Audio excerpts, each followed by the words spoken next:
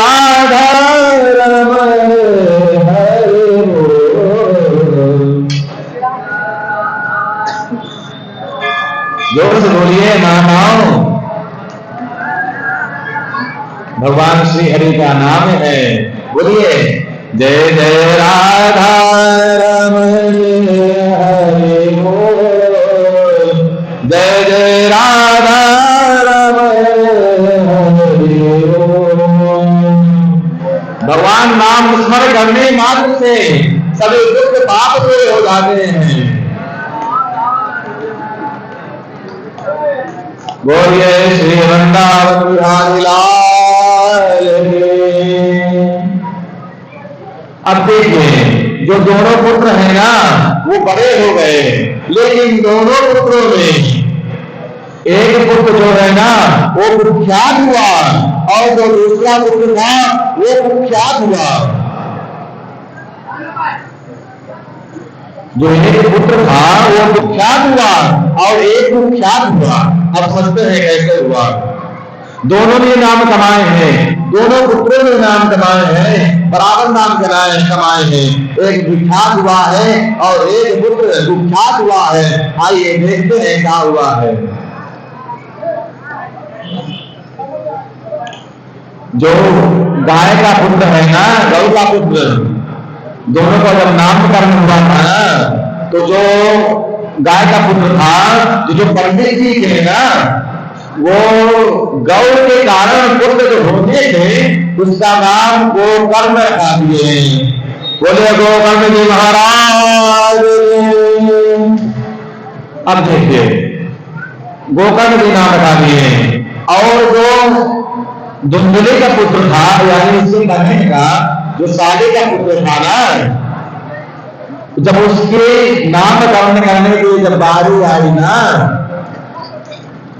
तब जो धुंधली थी दौड़ती हुई आई, बोली मेरा पुत्र है मैं नाम दूंगी।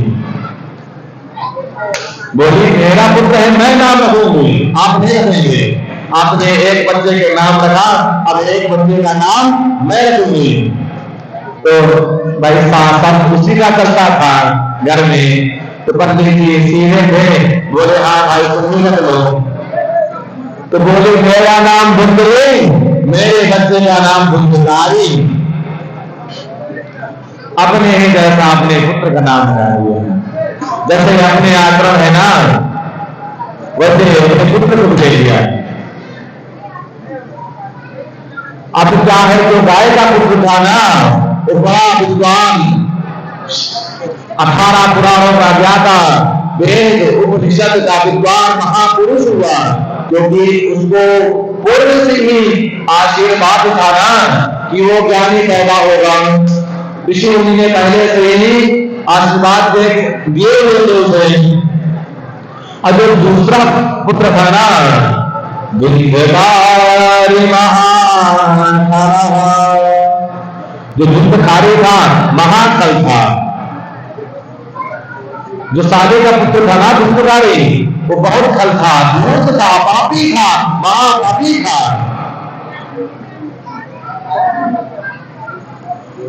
वो चोरी करता, मदिरा पान करता, वैश्यालय में जाता, लोगों को मारता पीटता, मांस मुर्गा खाता, ब्राह्मण के कुल में जन्म लेकर के महापापी था। वैश्यालय में जाया करता, जो भी घर का धन हो, धन धो धो करके वैश्यालय जा वहां ले जा करके उन स्त्रियों के साथ नाश्ता खाता, वही पड़ा रहता मदिरा पी करके।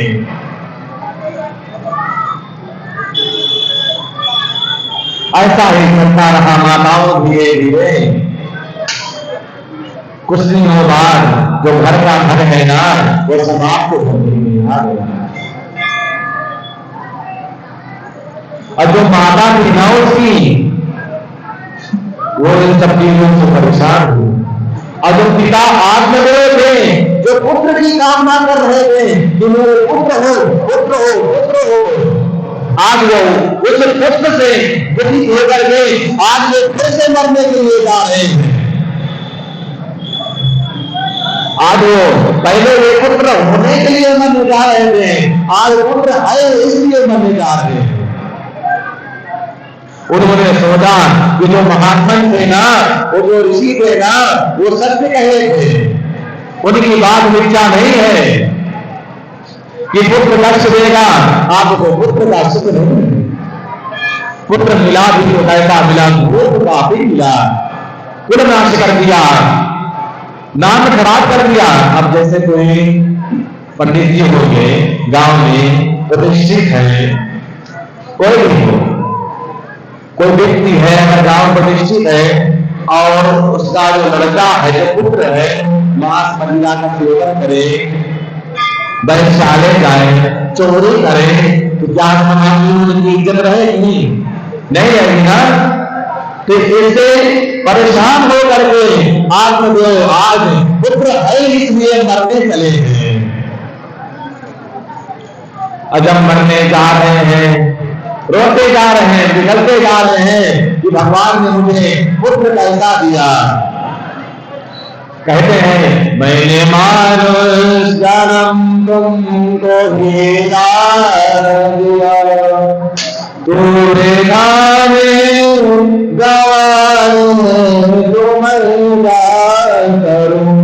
भगवान कहते हैं मैंने मानुष जन्म तुमको हीरा दिया, तो वृथा में गवाए तो मैं क्या करूं।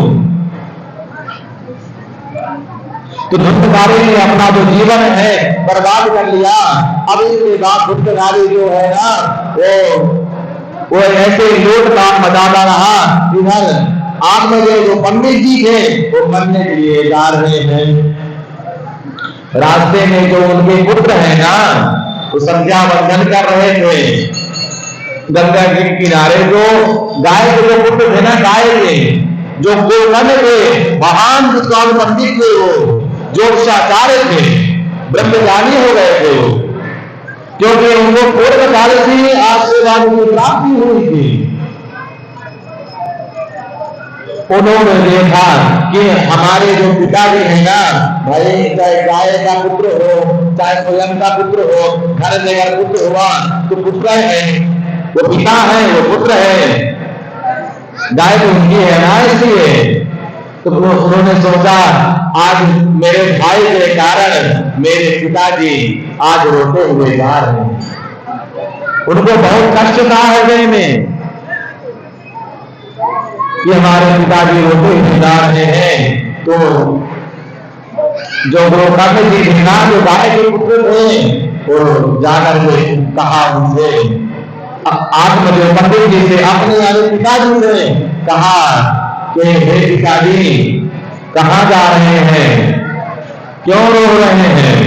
तो उन्होंने कहा कि पुत्र मैं मरने जा रहा हूं, मैं जीवन से मोह गया हूं, मैं व्याकुल होता हूं, समाज में ना तो इज्जत है ना मर्यादा है, कुछ नहीं है, पूरा कुल निकल गया। तो उसने कहा हे पिताश्री आप नाराज न हो, मैं आपको बताता हूं इस धरा में, इस दुनिया में जो गोवन जी है ना, अपने पिताजी को ज्ञान दे रहे हैं, यानी समझा रहे हैं।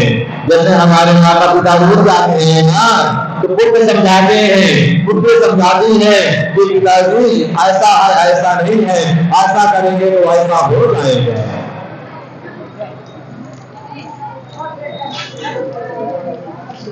कहते हैं गोकर्ण जी कहते हैं पिताश्री से कि हे पिताजी इस संसार में, इस धरा में कोई सुखी नहीं है। कहते हैं कोई मन दुखी, कोई तन दुखी, थोड़े थोड़े सब दुखी, सुखी रहे राम के दास। कहते हैं सब दुखी है, कोई मन से दुखी है, कोई तन से दुखी है, कोई धन से दुखी है। सबकी अलग अलग समस्याएं हैं, सबकी अलग अलग परेशानी है। एक पिताश्री इस धरा में, इस धरती में कोई सुखी नहीं है। यहाँ तक कि देवराज इंद्र जो है वो भी सुखी नहीं है। कैसे सुखी नहीं है? क्योंकि आप लोगों ने बहुत सारी कथाएं सुनी होगी कि जब कोई साधना करने बैठे थे, तपस्या करने बैठते थे, तो बहुत सारे विघ्न आते थे। और जो इंद्रदेव है ना, वो सोचते थे कि कहीं मेरी गद्दी ना छिन जाए, ये तपस्या कर ले, मेरी गद्दी का पूर्ण मांगने लगे। क्योंकि जो पहले के जो राक्षस है ना, वो तपस्या करके सीधे इंद्रदेव पर हमला करते थे, डायरेक्ट बोलते थे कि हमको उसी कुर्सी चाहिए, इंद्र की। इसलिए कई सारी अप्सराओं को वैसे की तपस्या भंग करने के लिए, तो इसलिए कहते हैं सब दुखी है, कोई सुखी नहीं है, सुखी केवल राम के दास है।